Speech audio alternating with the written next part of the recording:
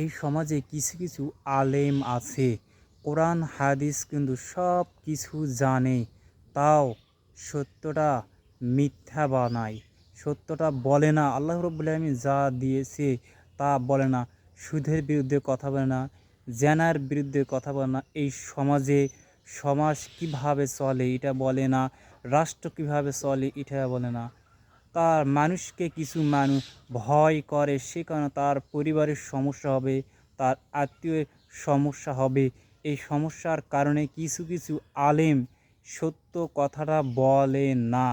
ভয় তো একমাত্র আল্লাহ রাব্বুল আলামিনকে ভয় করব। মানুষকে কী কারণে ভয় করব আমরা? এই কারণে অনেক মানুষই সত্য কথা বলে না, সত্য কথা বলতে ভয় লাগে। তারা দেখে টাকার ক্ষমতার বাহাদুরি দেখায়, তাদেরকে সমস্যা করবে, পরিবারের সমস্যা করবে, তাদের স্ত্রী ও সন্তানেদের সমস্যা করবে, তার জন্য তারা সত্য কথা বলে না মানুষ।